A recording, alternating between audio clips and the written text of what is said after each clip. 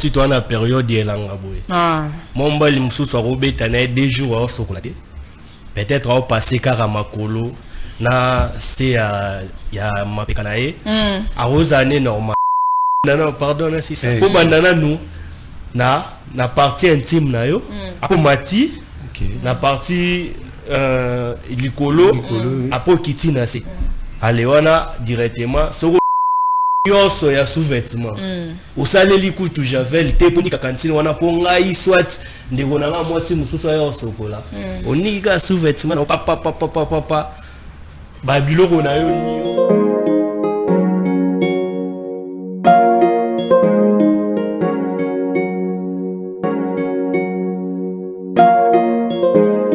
ope bolanda biso na YouTube bolanda biso na betando nyonso eza boza na Paris boza na Kinshasa partout bosa lokola maman Nancy na maman Esther bakangaki mitema te mwanda mbazaki nango baye kolia na borfelin donc bosa abonné pe na chaîne ya solo babi tala Congo nde babi number 1 na ba chaîne ba YouTube donc bango nde bavanti makabutaka ba image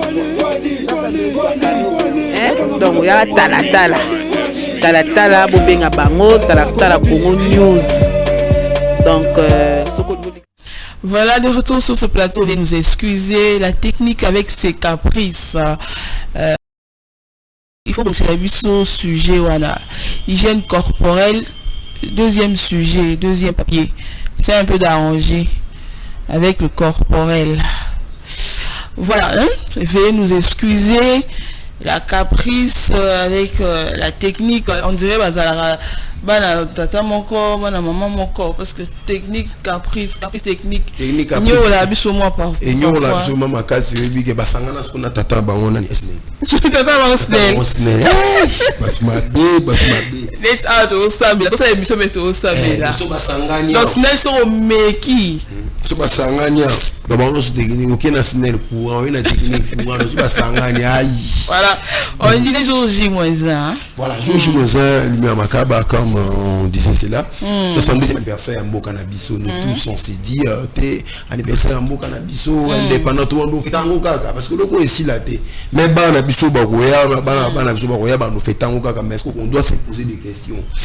Est-ce que toujours avancement bakolo parce qu'ils sont nengeni bisopé batamoki tout ça nengeni je suis kabengeli on a limité na maman Jili Chabou Madera na sur la palais ba on mituna peu en même temps question est-ce que même aussi sur le plan spirituel est-ce que tu as libéré parce que tout le bara indépendance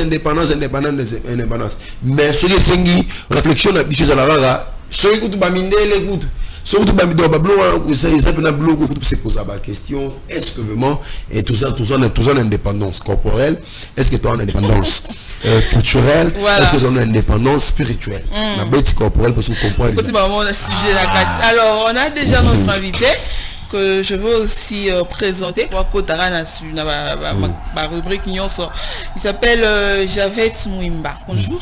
Oui, bonjour madame le journaliste. Comment vous allez? Oui, je vais très bien, merci. Vous êtes biologiste? Oui, je suis biologiste et médical. Ça consiste à faire quoi votre travail? Bon, c'est juste pour valider les résultats d'une analyse médicale et contrôle les données biologiques.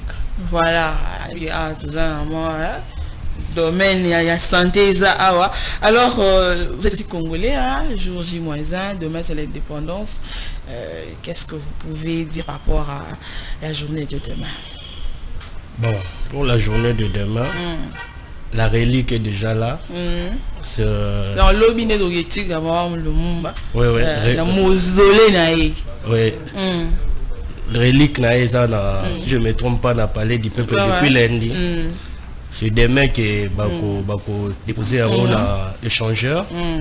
Bon, tout c'est le discours du chef de l'État. Il y a le Mumba indépendance, tout dans les lois. Mais on a préféré nos là et ça la manamoi la boutouté pour tout le discours à chef de l'État Rami la boutou. Non, la cérémonie a permis aux anamoi. Oui, c'est ça aussi tout là. Sur les anamoi ça va. Mais cérémonie namoi, est-ce que discours c'est anamoi? Voilà, nous on est là, vous avez image, vous avez précision. Lobby spécial 30 juin, de John. Ouais, c'est certainement spécial 30 juin. Vous pouvez y témoin, parce que Nabi va te mêler, le 30 juin. L'adversaire n'a bien vraiment lobby, les cannabino.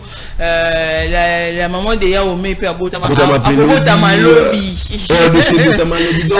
Lobby spécial 30 juin. Je vais aussi signaler au téléspectateur. Si vous voulez participer, si vous voulez venir donner votre témoignage. Ce numéro-là, vous écrivez. Vous participez à l'émission, participation physique. Et après, il y a contactez. Si vraiment vous êtes intéressé et on va participer dans le plateau, contactez-nous à travers ce numéro. Après, juste tout planifier. Et en plus, j'allais signaler l'obit au ça, plateau spécial et ils en ont dans la réflexion, tu retoucher partout. Quand le bateau touché, indépendance, est-ce que c'est indépendant financièrement? Est-ce que c'est indépendant corporellement? Est-ce que c'est indépendant spirituellement? Est-ce que c'est indépendant? Donc, tu as lobby, on aura beaucoup de des dieux, activistes politiques, biologistes, déjà, au moins, avec tout un mystère,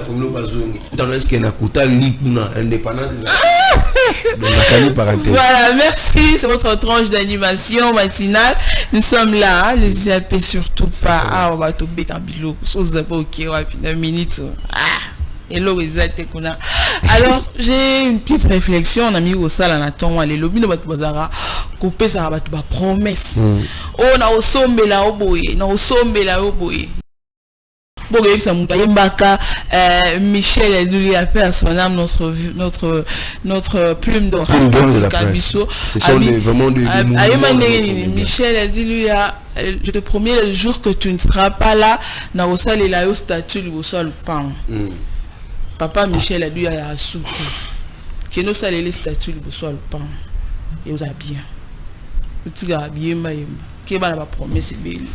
Famille ne minute ba yoka tu ba yokinze mwana ba yoka msukanda pour papa na vraiment na opsala ba don ba flatteur aba no sala ba don côté wana parce que yo mto yema bon mais quand un peu bon ça côté wana ndeko John en venant comme ça na kutani na ba camion ba force tikizo bimisa ba déchets webi ke na mo iboye esalinga bien te pour ni ba système te ke ba bimisa na butu lumière makaba wana na pont bobi misa au moni babelo baboué ndé ngo biso na point Willery wana babelo baboué ndé zo pesa passe na mboka na biso so na bina zo anglo to lingo ko to ni biso so ko frapper mukonza mboka biso to liko taquiner Félix Tshisekedi tout mais il y a d'autres choses congolais et c'est il y a conscience na biso mona et c'est non ba conscience na biso parce que quand nous avons ça mutuka ya nini ya nie on a bien faut c'est mutuka ya nie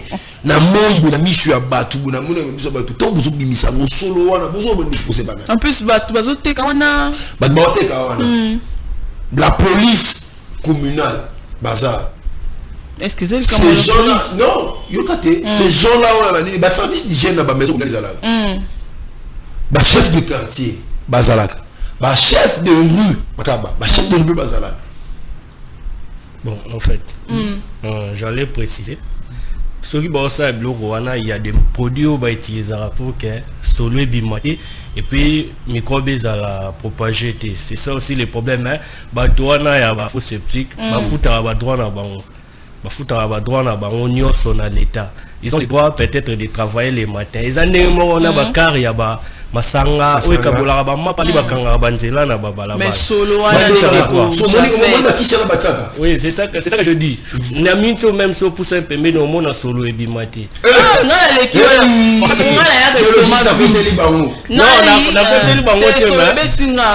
bango te na ngala lo bande ba produit o bon ba tsaka na kati na habite bamsu ba rota produit no lo bien les suffisant et bimisi solo et bimisi net lelo ba compagnie o eza déjà na ba produit na bango ebele to rotanga kombo te pour tout ça la bango publicité quoi ba produit eza déjà bien so ba sala ngo même na moyi o mona epesa solo te peut-être même mettre s'il vous plaît biologiste le bisonabi on a continué na terrain na yo mais quand même moi ça bien parce que est-ce que biké naso ko mo so ni kuniata arata era na kele bango parce que bon ce que tu as mon nom mutu so nous ate bimisi soloté surtout que ça kana ba camion monsieur zala kana madusu parfois ba so bimisa et la fuite ezali et ça linga bien té pour na nga on tokoki ko ça c'est que ba bimisa ngo na butu ba meka un peu ko revoir ba service on est bimana na on a butu so ibe ate boche ba kisi mais na butu circulation eza moi ni côté doit zoteka ba mapa ba vraiment l'état n'a plus souffert à la côté on a aux la bien ma case alors on parle de bonne manière hein de John tout le vraiment ba bonne manière pour tout côté un sujet na biso il y a les lots les spectateurs déjà va comprendre de quoi est-ce qu'on va parler alors dans une bonne manière les lots vraiment na quel côté va pour ba chauffeur et là quand musangai tout connana ka ba chauffeur ou ba transport en commun. Moi j'ai vu aujourd'hui un monsieur on a ceux qui négocie à bananae na classe ndenge za ka zo la banzela mais papa na kati muntu ka zo finga chauffeur wana ce qu'on a mis tout na zo finga chauffeur bana pe baza na kati ya muntu kana yo éducation ni nous opesa bango pourquoi est-ce que ba chauffeur baza ka incompréhensif na nzela na mona chauffeur moto sali mabe à s'excuser que oh master limbisanga ezala nini ndeko John lumière makaba ezala mambo éducation mananga yali kama éducation parce que moto a éducation malamu pa na bakanda to azongo na église to azongo na kelasi bisika nyonso tambola a ozanango mais na mona lokwa ba chauffeur nyonso et ça même au monde que papa vraiment responsable mais soit comme na volant et ça un esprit mo guida ba c'est là ou bien ça c'est juste être mal éduqué surtout ba maman ba mona makam c'est juste être mal éduqué parce que mon temps de l'éducation bien makaba oui nous comme souper notre photo qui est na Francis Bofungo tona kana nini juste on fait victoire un vieux papa a kumba ba grand car donc moto ba le kakana oui la finga pena moto na pena vous comprenez ba maman ba maman ba comprendre quand na tina na tomboli ba papa ni ba lobi Francis Bofungo épicier mais yo za papa mkolo ozo finga bo atali sous Francis il y a eu peu les sous et ce qui m'étonne ba receveur na bango on dirait ba kuyara ba chauffeur na bango so on dit que chauffeur a la gaffe receveur a ko bon rien makaba on est ba derrière un grand homme se cache une grande femme de même aussi so moni un receveur en poli c'est derrière lui un chauffeur qui est bon moi je vois comme si bon tu es un des écoles moro neti za déontologie na bango ngai bon non na sombi mutu katiko ba car o nyoso nga mata ba chauffeur nyoso na ba receveur ba la même langage tozo yeba te impolite c'est pas ba maman biso ba respecter raté bon ne ba raté ko finga toujours ba maman on se pose pas des questions ezala na moi de la femme toujours ba maman ba sabi ni en plus ba katela ba mangala mo bo ndeti bango tout ba uta resika moro ya wana ba limisa même sous chauffeur au talanga na mito ngai so ba loka tanga ngala to kino tisuka o kata ko na o kata mais la bonne manière de ko John yo tango lo ba bongo on dit de poser pouiller non pourquoi j'ai dit ça ba tout ba exagérer au quoi imaginer na fond la parenthèse rapide quand même attends comme il y a soda l'action carte pour ba na soda nini simplement papa pesa ta mbongo ndam faut rasko lingala ya réserver oya mutuka noter luka mutuka le mata kozela nini mutuka okoma ka bado manye ona ya ba chauffeur na biso ba musuba olanda biso muso a parquer car olanda si ba maman ya banda ko bazali ba mère bazali donc ba chauffeur nyonso tout il faut bozala esprit wana bolo ko punter soir que soki muninga sali ba bezala na tolérance maman basala bino nini chauffeur conducteur bino batu bokumbara batu mama milimo batu bozala na moi tolérance soki likambo ezali bozo respecter soki muninga banga asala soki dépassement bino mo webi nene respecter bande na été yo vraiment so moni ke ye mabe yo mikitsana soko finete sana le maleke bon nyos ba apprécier chauffeur moroté à la côte de la route so le chauffeur so bien ko suba wewa donc mystique na mystique ba wewa buto to kolo la route pour bango bazana désordre no ba désordre na impossible Voilà, monsieur Javet Mwimba, vous avez parlé, vous avez dit que vous êtes biologiste, alors que mais un peu côté les langues un peu en ouïe, hein, de John, langue on a été autant la mine côté à ba mère. Comment est-ce que ba maman barouki commis batté la hygiène corporelle barouki ko bongsanzoto na bango, alors to mais un peu côté na ndeko J'avais tout le monde. On commence d'abord par l'hygiène corporelle. L'hygiène, c'est quoi d'abord en général? Pour tout, mais un peu pour continuer. Bon, une hygiène corporelle est une bonne hygiène personnelle de la première étape d'une bonne santé. On peut après ça, on a au lieu d'une bonne santé, voilà. Alors, on est plus penché du côté de la femme. Hein? Ouais. Alors, on voudrait savoir pourquoi est-ce que la femme doit prendre soin d'elle. Pourquoi est-ce que moi il faut à la cas propre pour Nanini, il faut nous tenir à la cas propre.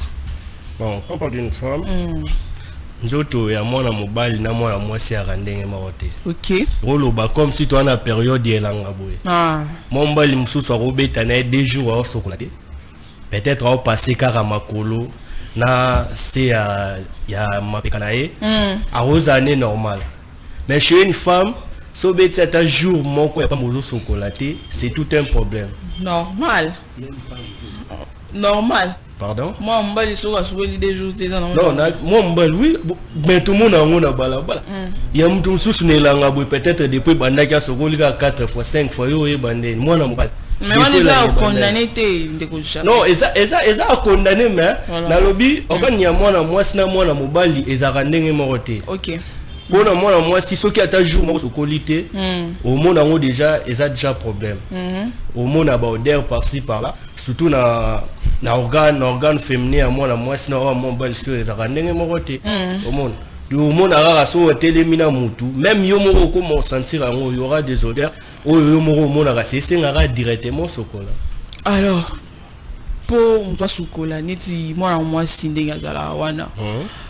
Ils ont souba le baraka une fois mali ils ont essaye le côté est-ce que pour une femme ils ont ma bête ni là ah est-ce que l'année quand mon est tinga lumière na musala boye après na pourquoi na zo je me dis t'es il angezali lorsque on a été ils ont ma bête ou bien il faut carrément moi c'est 2 fois 3 fois est-ce que ça a un nombre bien déterminé pour les dames ou bien ça se passe un peu comment? Bon normalement moutou normal.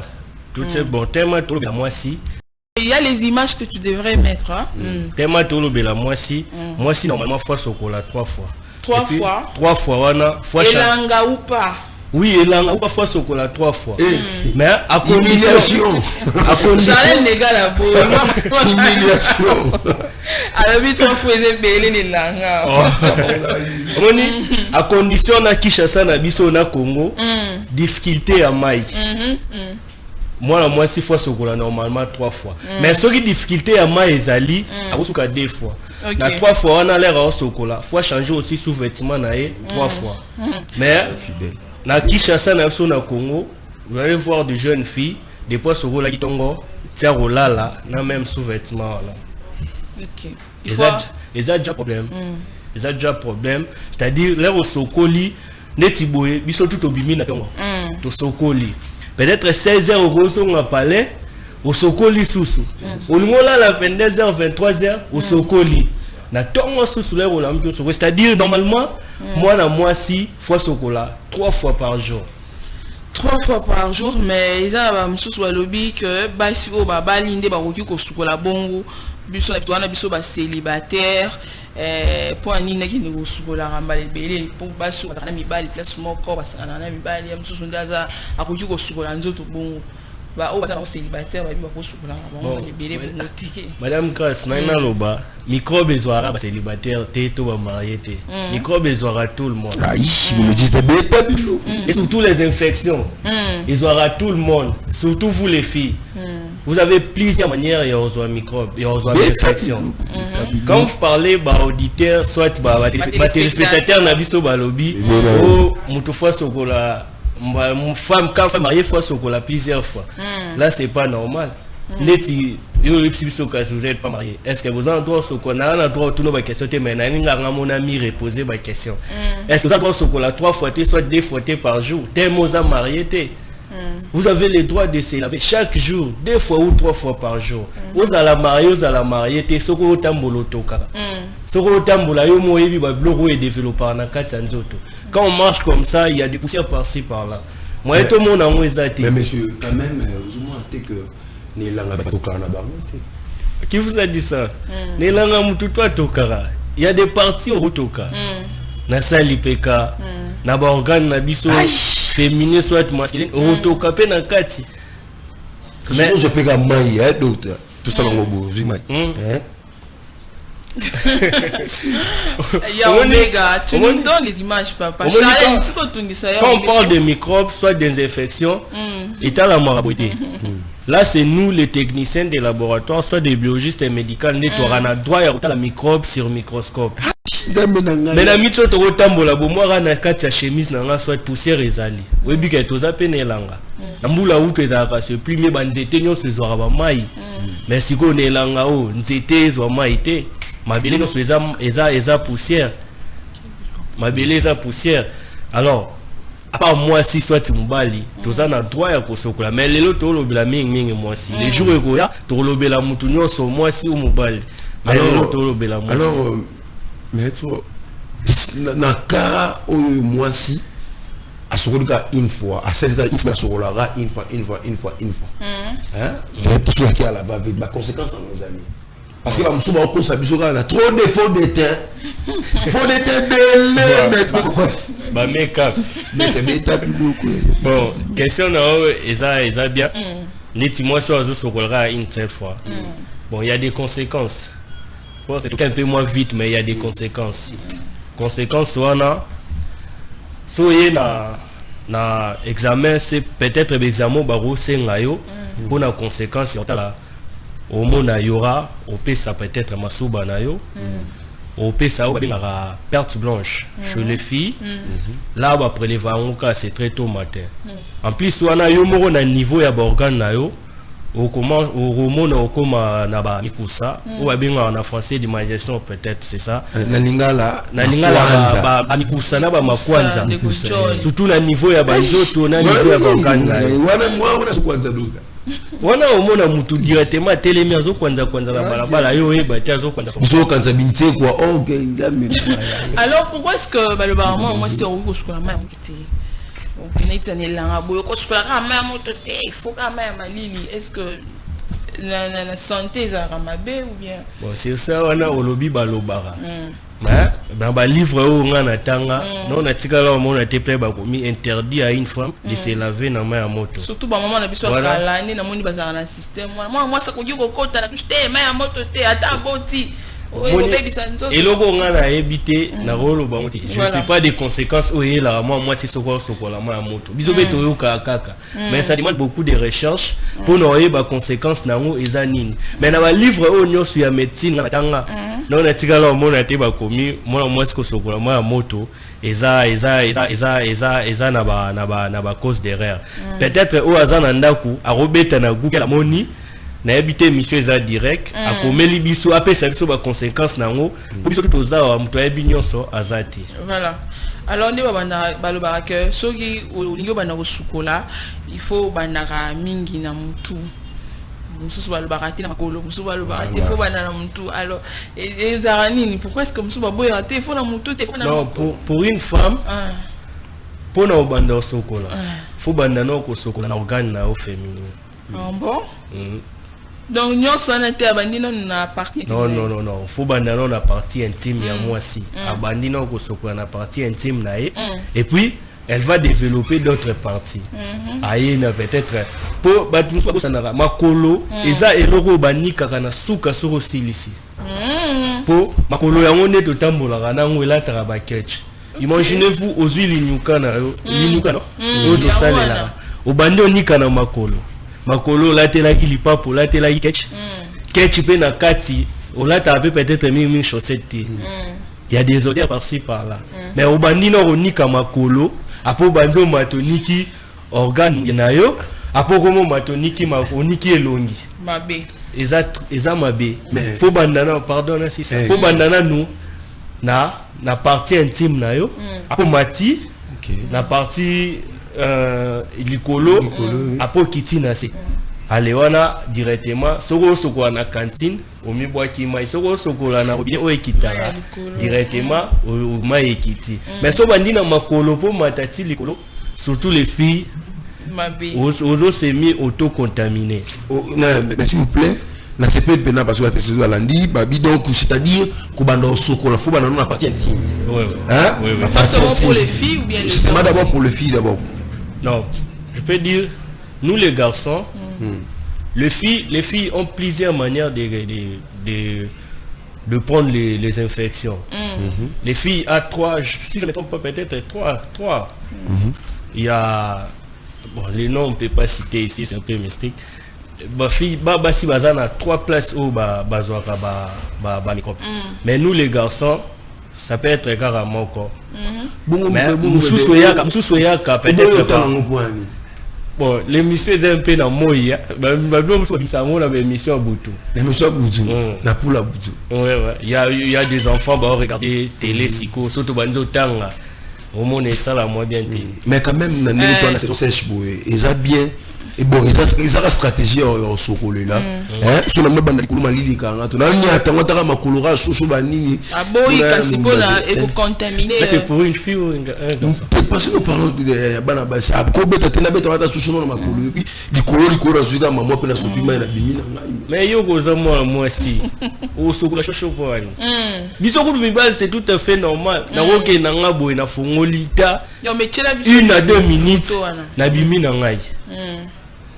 Na roni kara na niki peut-être si masse si c'est là papa na si pour na bimi mais une fille elle a plusieurs parties ronika plusieurs parties au moins on appelle plusieurs filles bon chocolaté oh là là quoi ni quand même partie intime na e azoe bon chocolaté ya on va tout rappeler comment est-ce qu'une femme peut moi la chance intime alors le biologiste comment bon, tout ça, biologiste sur le plateau, j'ai expliqué qu'il faut dans la partie intime, madame.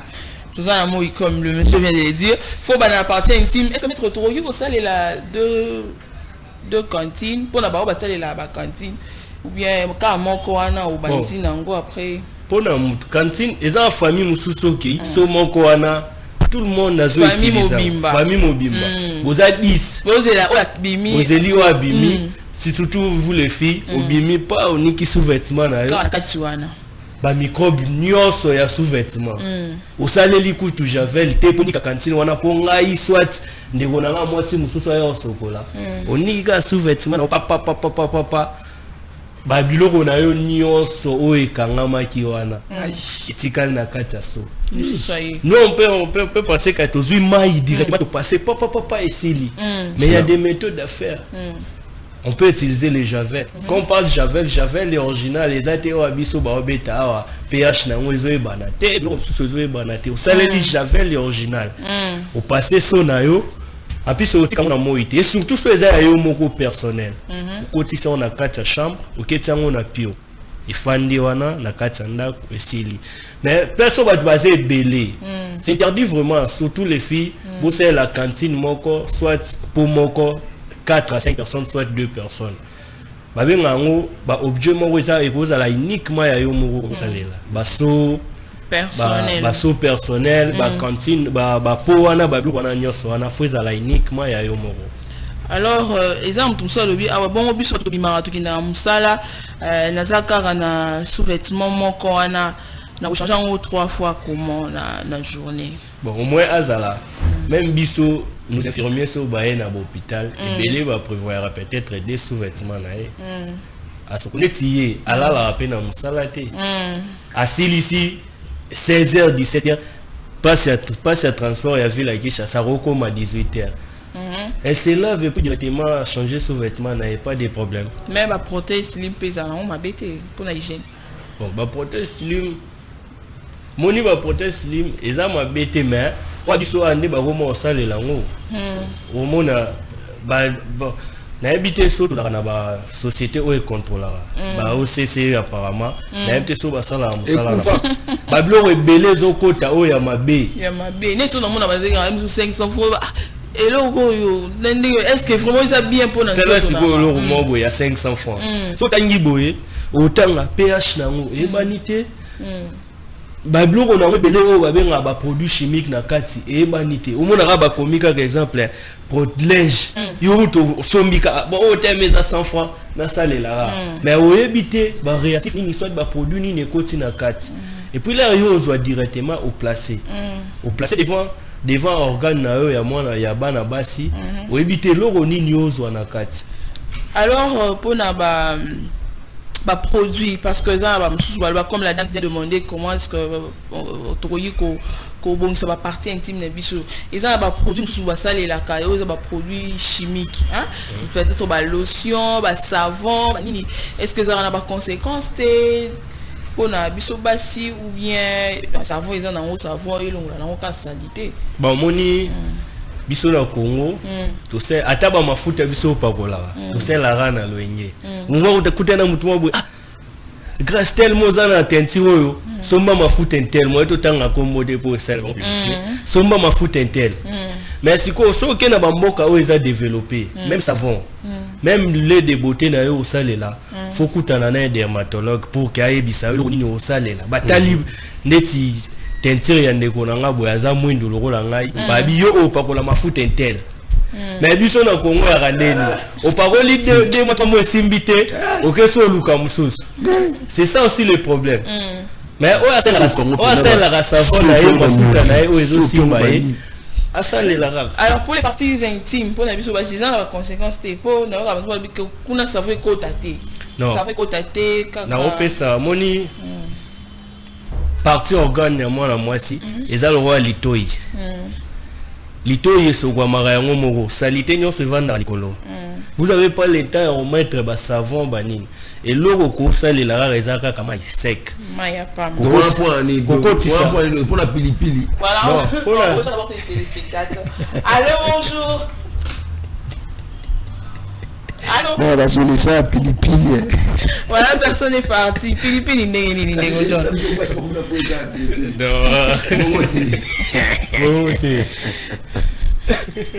voilà, Ritiana, c'est quoi le nom?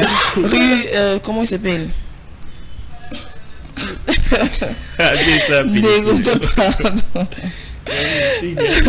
Alors vous pouvez déjà intervenir dans la Agatiana Massasoui, tu peux déjà poser la question Bamsou Balobi ma yamoto pour moi si et à la ramabe docteur bisoto yebi et à la bien été baby saranzoto ya moi ba repesa biso référence lui vraiment bo essayer la tokota directement bisoto toza ba chercheur totanga so ezali to kito monya. Allô bonjour. Allô, bonjour. Oui, bonjour, maman. Au béni biso wa bitona. Allô, bonjour. Tozo yo kao. Allô? Oui, vous êtes en direct. Au béni. Allô, Marie. Allô. Bon, c'est que allô. Loba.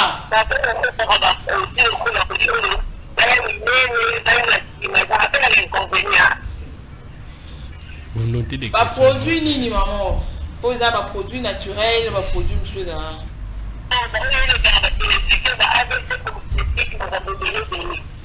Voilà, merci maman pour ta question. Je sais pas, à l'obiboé, et ça va tout sous tout le monde a promotion, publicité, produit que pour aller à mon comme ça.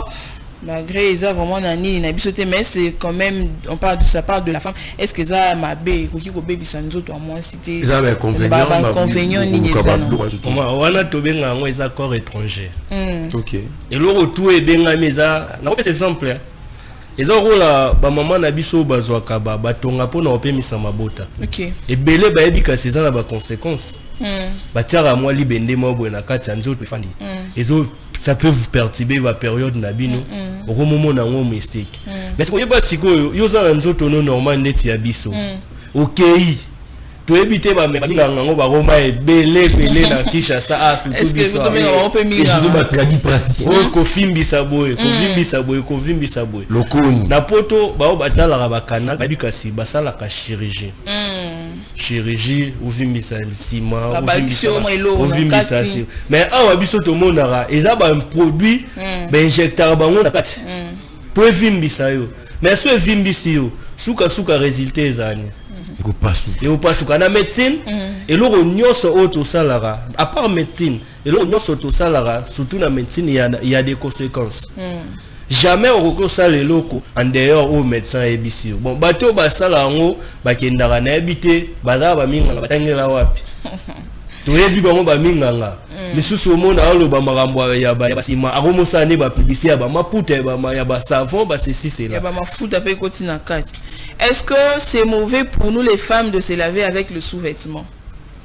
Déjà système que moi l'inuka makasi imaginez-vous au sous-vêtement au lataki en plus au changeant on a passé au lataki depuis non bah au latango lelo lobi na tongo olungo sokola aux même sous-vêtement na oyo ezwaki ba perte blanche na on a 4 voilà une fille abîmer ça toujours ba perte blanche air nyoso après combien de temps rapidement il y a pas de temps. Il y a tout le temps. Aux premières dames, aux à la nani. Instantanément. Tout le temps, ebimara. Même si ebimébé, tu sais comment ebimébélé, c'est qu'il y a un problème. Maladie. Faut voir un médecin. Mais c'est normal. Ebimara, malembe. À tout le monde, et pour ça, sous-vêtement, mais il y a ça ne va pas dans 4 nayo. So imaginez-vous, quand on fait ça, examen en netina la frottis vaginal. Vous allez voir, il y a des cellules épithéliales, il y a des globules blancs, il y a des trichomonas vaginalis. Je sais que Marambo n'a pas un corps médical, on comprend facilement. Vous voyez, on comprend facilement. Parce que imaginez-vous, aux jubilos quoi na nyoso, ba globules rouges, ba bleu tout. On va dire communique sur nanzoto. Ma bé ma casse. Conséquences ces années. Quand on a fait boycotter na monoronazole. Voilà, bonjour. Votre tranche matinale, c'est en catador. En catador de téléspectateurs à la bisou. En tout cas, merci vraiment pour ta présence. Je voulais juste dire aux biologistes qu'ils soient un peu ouverts pour acquérir la connaissance. Je te salue, petit Oussoua. En catador, en catador, on l'a bête à biloko biologiste a tiré la français à niveau bête biloko neti da bêta biloko neti makambo le ba ki po na moi ça koki kozwa ba infection fallait expliquer biso ko kozwa na vous savez to ndolo ba neti ba neti to ba voie vaginale to ndolo ba neti comment une fille a ko sokola to bête masolo ya savon mais na kati ya vagin na jamais ko tsa savon pour la pilipili non pilipili te na pesa que exemple ba produit chimique non pas moi s'il y a des clitoris ba rara ba prononcera ba vagin il y a des clitoris il y a des valves il y a des lèvres vous voyez il y a des lèvres mais sikoyo yo ozui misapi kotisi na kati ya clitoris obanzo nika c'est interdit basala ngote yo l'air au koti na douche il y a d'autres au barana kopo na ba unzami une fille sur abanda toujours sur la position unzo bon moi ya sima ofukami unzami ozui mai kaka pamba ni savon on a la savon boeza la chair non ozui kaka mai ya pamba donc ba savon ba liquide nyonso ni zala na obi nandenga vagin kasi tu peux ça mususu pe ba mususu savon ba ko etina kati mutu akoki ko introduire eloko na vagin na ye soki médecin ebisi yo soit ozana ba infection ki siboye obilo boluba na lingala robaka na kati ko etina mais yo rozwa te jamais lisapi na yo obandi okotisa ozominika c'est ça aussi le problème rozoka pe na kati pas kozoka lisapi na yo eza pe na ba infection zo auto contaminé yo soka kama ya pamba mitia na kati yo koluka te obanda ko misapi savon ceci cela et ça la bien te. Vraiment, merci. Alors, on nous signale que tout bazo la nabiso est belé depuis Bandakou. Merci vraiment pour Boza vraiment belé. Merci de nous suivre. Alors, monsieur soit lobby bonjour. Tuna biologiste nabiso, est-ce que Kozala na ba nini ba SL SL na se mapeka, est-ce que za mabe il faut kaka moi si akata kangoto na mususu akoki kotika ne yango place wana pesa très grave toye bate surtout bana basi toye bate comment ba okata ba poil ya puberté na bango. Un d'abord na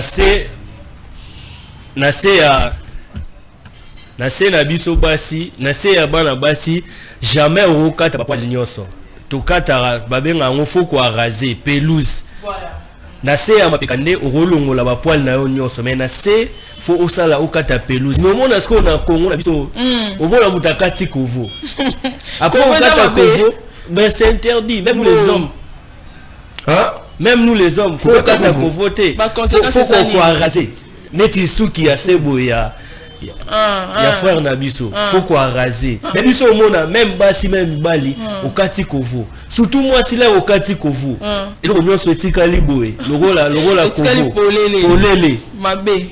Bah infection non c'est comme kota na kati. Oh là là. Ba poil et là les gens ne comprennent pas. Ba poil et permet à biso pour que testo soit microbe belete. OK. C'est interdit au kata on nyonso tikala kovo. Faut ko raser. Na se ya mapekane okata nyonso pour ça mapeke fandi na ngoboy. OK. Mais ya se awa faut tika. Faut Mino watu okata nyonso à partir de l'élo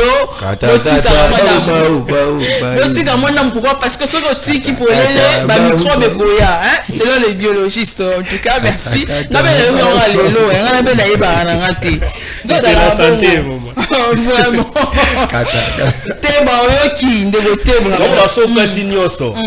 au monde a mutozo tambola soit kati ye pas ba conséquence la biso so kati nyoso au monde a mutozo tambola yo mona mutatemi na re aze la passeport au monde a simbi eloko oye bata simbi nini on va directement au kwanda pourquoi bambuma mo ebima biso na kati au monde tima ya mai soko etoka moto ne bima biso na biloko na so moi c'est mbali so kati ba poil nyoso c'est-à-dire faut raser o azara na tondeuse a raser atali pelouse kolongola te nyonso longola tikali kovo kwa soko voilà s'il vous plaît baya balobi kovoter quand on a sewana pink ata pink si vous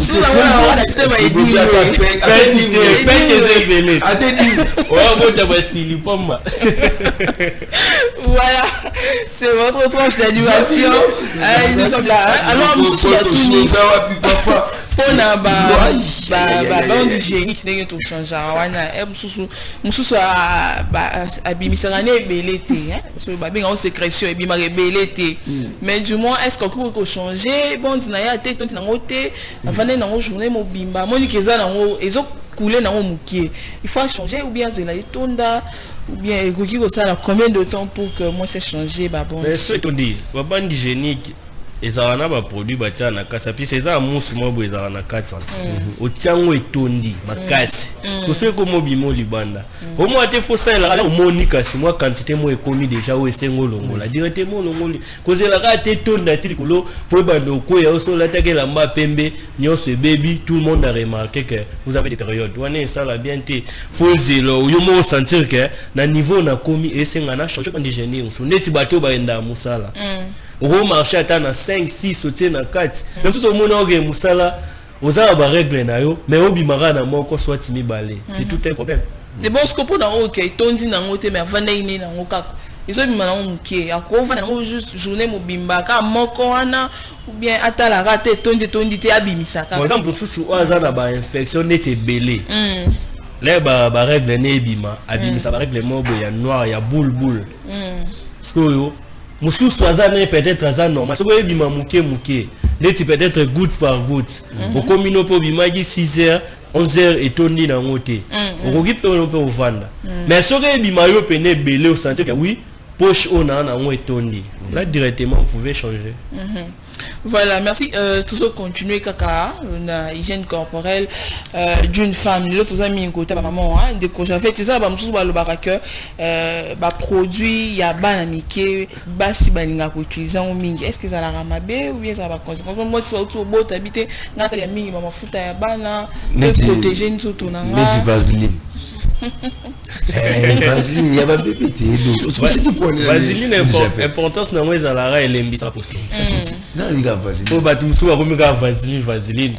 Et là, il est bizarre. Parce que on a utilisé un banana Mickey. Mais même si on peut me connaître, on utilise un. Au moins, il y a ma bourre, on est à toi. Ok. Là, on m'a bêté. T'es ça, ma bête. Donc, il y a ma bête. T'es ça, ma bête. Et ça produit. Ah, bah, bébé. Né, madame, grâce à lobby. Il y a des microbes sous bassin là, bah, produit à bébé. Au sein de produit à bébé. Pour produire à bébé.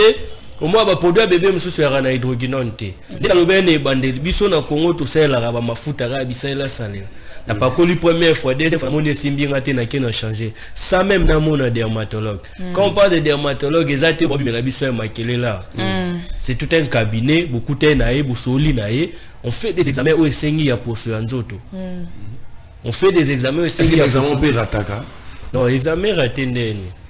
Quand un médecin demande l'examen, il dit que c'est dans le labo, on peut se résultat tel.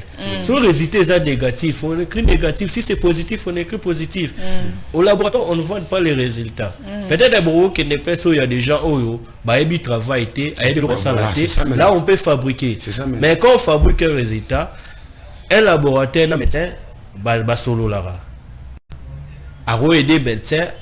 Après ça peut le roboer pour y pas à la boue mais là il y a des résultats ben c'est pas comme on a cassé mambo ça les a ngoté mais médecin oyo ba makasi faut un médecin oyo ayi di peut dans la boue pour il y a de médecine bah ça là peut-être que formation il y a un mois dans quatre laboratoire mais il y a des médecins mususu oyo ya silici dans la boue net peut-être ngana rolo babou na biologiste médical na rokende na bandu G1 en médecine wana pour laboratoire moi ko sanga eza un peu moins passe pour naebi nyoso so résultat lukuta nabi ka oyo ba beti placebo. Voilà, merci monsieur Jafet, hein, as biologiste na biso ya lelo, so betane bilo. Nous va tout na bilo ngo beta bilo ni. Ah to beta bilo bo mo na honte. Mais après on tout ça ba réseaux sociaux bo beta bilo. Ah biso to beta bilo. Camille te père, tata pa okota. On y a ta sous-bilo. Après, on va déranger. Alors, pour la babas, net biso babas, tout ça, n'a pas souki. Pour tchaka pe moi, maï mingi, de quoi faire. Et baby, ça va pas coiffer, on a biso. Moi, ça veut dire ça combien de temps pour placer dans mon tournaille. Parce que bien, mi balle boscola. Chaque jour, on continue la douche, aux autres soukola. Mais avec nous, les femmes, ils sont un peu compliqué, mais je trouve on souper bah qui est moins temps et belé. Net la konaki chassa na biso moto to mo matara à deux personnes. Na opé c'est exemple ouais ngai na monera lobby. Na waya boulot na mati moto. Si mo na matene moto non suki na eza qui est incroyable. À tes plantes, mais dans quatre il y a des odeurs ça. Vous pouvez pas imaginer. So tu mutubu na même mutu eza qui pembeni. Méthode de Salamaboué. Une fille, soit Fogoli Soukinae, vous pouvez laisser même Soukinoe à la bonne sans quand ça mèche pendant un mois. Pour Babengango, ils sont mon pépé. Pendant un mois. Mais moi, la biso na Congo, Kishasa, Moutassepel na Rabelo. A Fongoli lelo, pourquoi pas dépenser ma papa na so mbongo ebele. A Fongoli lelo, a Fongoli lelo, l'autre la zone ici sous mèche mususu. Pas même atika ta mutu une semaine, 2 semaines et zo mupé. En plus là au Fongola bongo. A osokola jamais mutu. Directement kanyi mèche mususu. Et ça déjà problème. Faut ti carrément pe mutu zo ra mupépé pour notre santé. Voilà, donc bien batanti bozara so longo li suko maman ko tie mususu wana. En plus on longo la période suko la yepe suki ngote. O leki maman ko bakangi yo surtout bazo ba moto ne balelaka. Le John moto bon ce suki on sentir que ndemo moi c'est ça il bosso no suki salite. Na mitu na moto na soki kutungai mutu na matino moto na zo ko mutu solo bongo. Bongo mutu zala na mikolo na mikolo. Mais ya boulé les raté quand c'est un bombi solo. est-ce que surtout là tout temps moi moto mu pepe bima abo donc ça veut dire ngo microbe aérienne tout temps bolara abo endetika ndeke tout temps bolara ezo kanga donc mu pepe donc solo wana ndaku tufano kata mukina kokite bon muto c'est un problème. Voilà les gens sont comme lobby nga pona nga na bongisaka nanga makolo nanga mais ma biata et si la kate donc le bito suko la kame et aussi la te na sala ndenge nini donc ça là bas va se souba ça ka bien on ma biata nini ndenge ba sukara sukara moi ça bi ndenge to le ba hygiène corporelle. Elle, au moins elle se lave mais ils aussi la parce qu'on a peu makolo les arrêter makasi aussi mbi poso au moins net beka ya nyoka c'est-à-dire fois ça la trop vaseline pas pour la makolo poele mais ba misusu ba vaseline ka pas la mabena moko ba misusu ba kasi na vraiment bien ta misusu eza familial misusu au monde pena mama kitoko azana mbongo mais azana mabiata a contaminé même na bana na nyonso bazaka na ngo mais nous l'équipe déjà et ça contagieux c'était mais ça un peu pas familial au moins là peut-être aux arana des faux mots et qui a attrapé tout le monde au moins les yeux la union sur la base mais mon ami mi bali basu papa arana nous c'est monsieur Sina en talai si on peut essayer la quête comme ça peut-être des années ne bandeli boy il faut moi linuka moi libanga ça la kaka na repère c'est exemple ba maman la biso to e ba ki akala ba bota biso na kala so tali ba mama bando ya konika trop makolo libanda douche to doza na di wana sero na ba kikoso au moins te ba douche fonga ba VIP so bimi pena biso bato to koli na vito e bindeza laki obimi pena au moins libanga mo na kwe wana mère auto la ve pa ngunzami ta niki makolo azala libanga azana linyuka mo bo ezara sous forme mboka ezara sous forme neti ya sac neti ya barafia azana ngo anguluti makolo na ye na libanga wana puis azusu libanga oyo ya kayi ezalaki wana aniki par là peso ko c'est la méthode wana omona ngo pene bando omona te ezala remarquable. Voilà toza moi sinon mobali toza ndako moko na pesi exemple toza ngala John toza moi sinon mobali toza ndako exemple John mobali sont mariés toza ndako moko alors pour nous éviter kaka ba infection est-ce que nga pe fona za kana na cantine nga personnel ou bien 1+1 égale 1 tout ça là biso cantine moko ba 1+1 no le met égal à wana za mariage mais ma microbe infection ane qui paraté papa za na droit au la cantine et opposant na droit au la cantine on appelle ça qui exemple au wuto sokola ozui sous-vêtement na yo oliki na so wana o papa zo salela papa pa ke sokola na ngo directement yo passer kana mai papa aussi ici au déposer papa pa ya zui il y a d'autres personnes qui basent la même essuie on peut nga essuie des corps so essuie des mains batu ça la onda ko mobimba essuie moko imagine faut jouer essuie auto sokola essuie mais les ala nango auto sokola ozui serviette na wana opango sinzoto mobimba ngape susu na ina yango na pangosi microbe ezaki pa na yo ko bulete ka la auto sokola microbe no swesi la rote mai microbe fa na mai wana yo zui esu wana opangosi linzoto ata to moi sina mobile to ça ngisa ata li mba pope microbe à moi non pas marié bien matu mobile bien ça exemple bien matu mobile microbe à moi non pas raté moi si azar microbe belé par rapport à l'homme même quand on fait les rapports sexuels c'est moi si toujours des mines contaminé en mobile contaminé en mobile donc mobile kaya repéter la vie souvent moi c'est contaminé en mobile mobile soka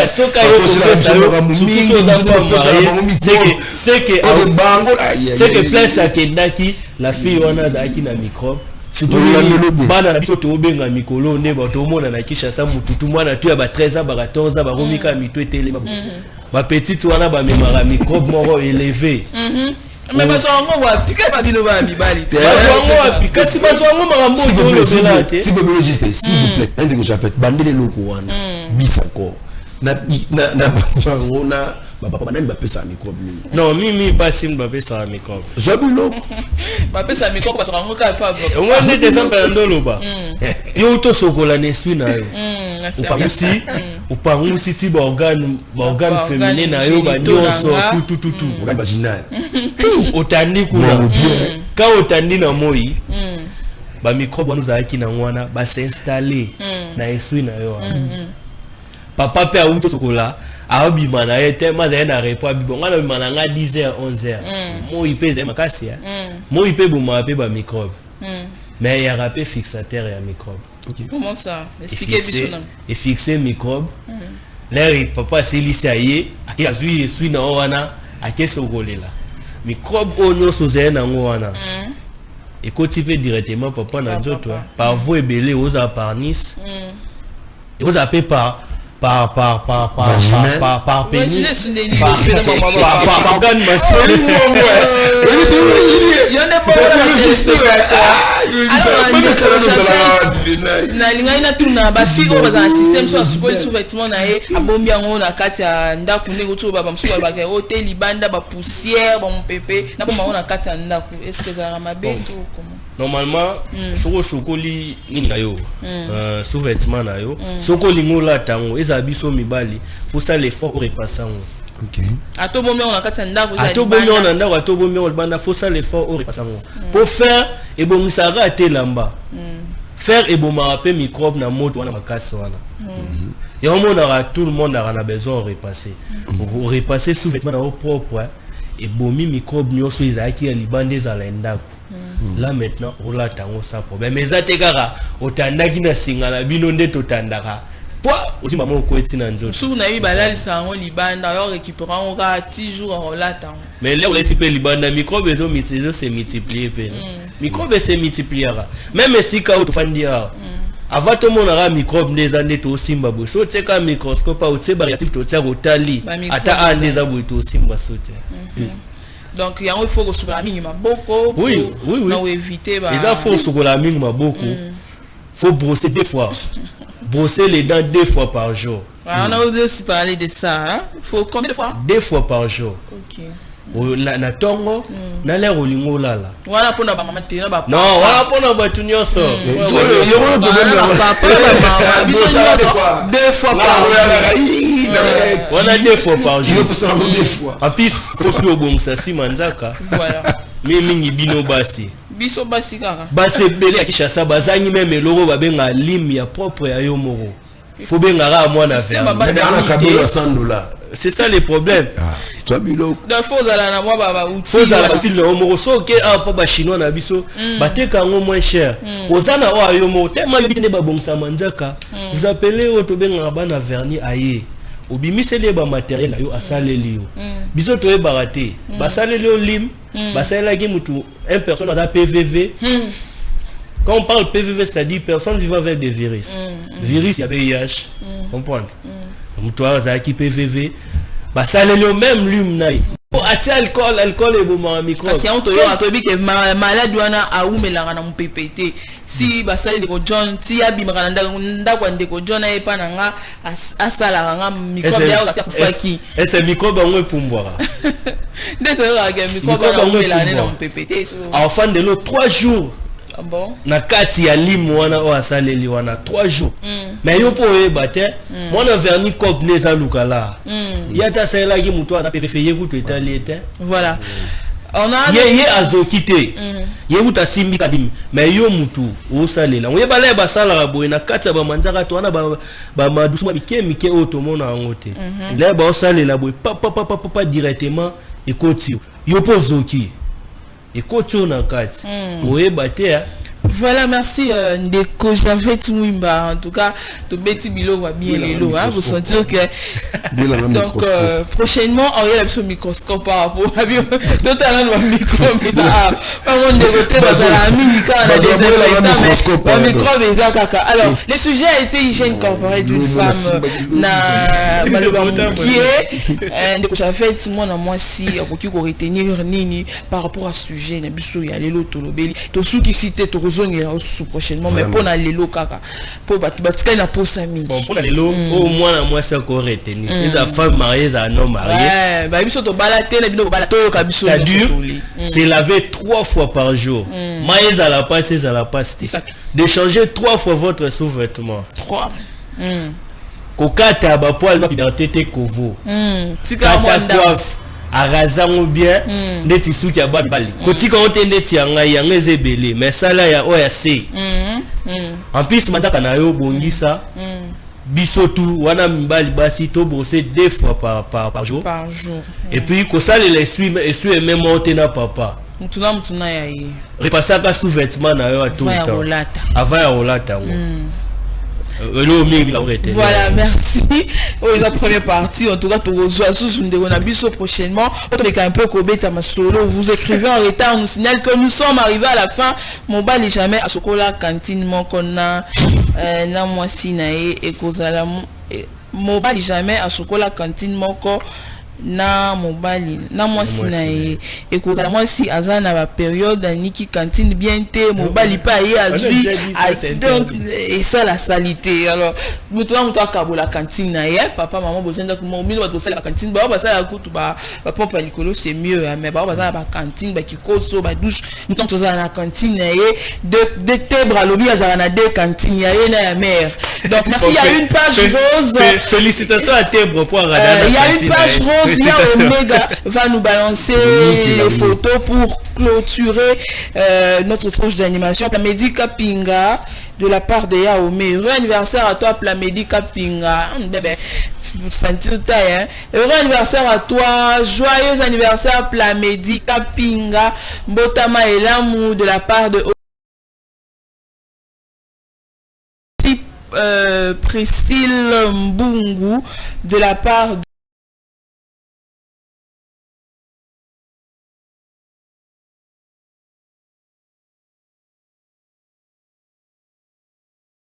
Priscille Mbungu. Nous sommes arrivés à la fin de votre tranche d'animation matinale Tobeta Iblo John. À 10h30. Il semblerait Vital Kamerhe Premier ministre. Il semblerait. Tata Boito a filmé. Tata Shikolemoko Bilo. Moi quoi filmer le.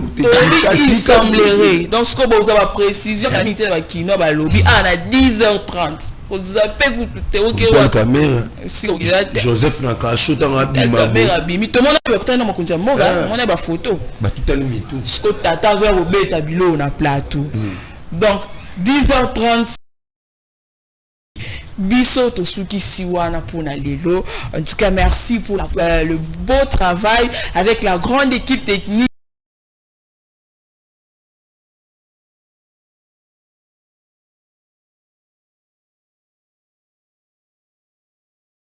Merci à notre invité du jour. Vous pouvez donner votre numéro. Pour ça, moi, il a contacté Toto développer ma hygiène corporelle. Mon numéro est 081 44 90 757. Je suis disponible sur WhatsApp, sur Facebook, 081 44 90 757. Voilà, 757 sur Facebook, ça fait tout Mimba. Ozué Mobimba. On se retrouve demain de John spécial 30 juin en Beta Bilo, on a plateau. Tokutani vendredi peut-être, si les dieux le voudra. Alors, pour aller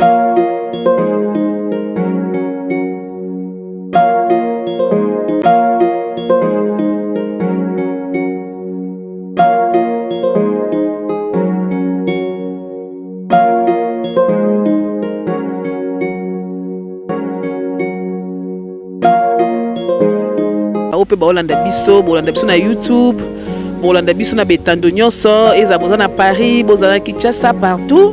Bosa lokola maman Nancy na maman Esther bakanga ki mitema te, mwanda mbazaki nango baye kolia na borfelin. Donc bosa abonné pe na chaîne ya solo babi tala Congo nde babi #1 ba chaîne ba YouTube. Donc bangonde bavanti makabutaka ba image les donc ya tala talatala bobenga bango talatala Congo News. Donc ce qu'on veut dire que c'est activité na yo problème wana ngo matanga problème fête aux appels na posa pe qui s'appelle mariage na yo et ont que ça orphelin donc s'abonner na talatala News Congo bakozala wana bokosula oza bilili pande na obima kande na obima nde naza donc flouté nini te kande bomona nde naza. Donc c'est talatala TV to bino bisous nzambe azana bino ba olanda biso na avant midi bonjour na après midi olanda biso bonsoir. Donc vous à la penza la bienvenue na talatala TV olanda ba émission kuna ba programme tout et tout vous à la dessus et bisous. Talatala comment publier qui n'y est publié.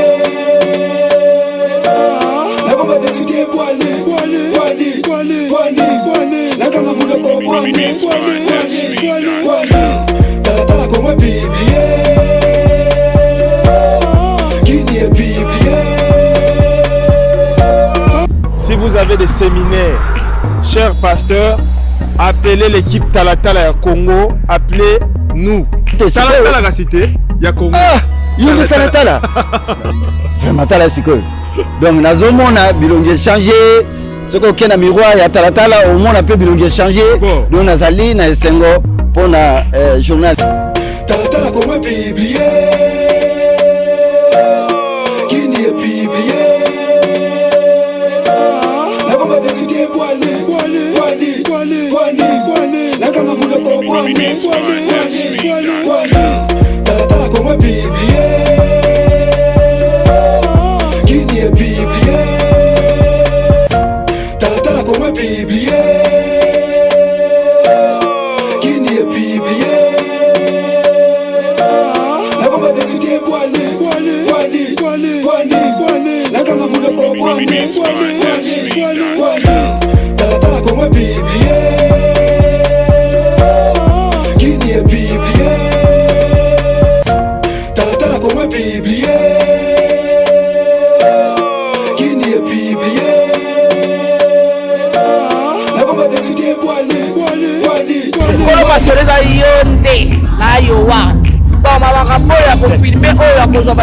la TV ezalaki nde yo baboya basambala bango eza yo tout savoir nde makambo talatala comment publier qui n'y est publié la bombe vérité boali la kanga munoko boali talatala comment publier.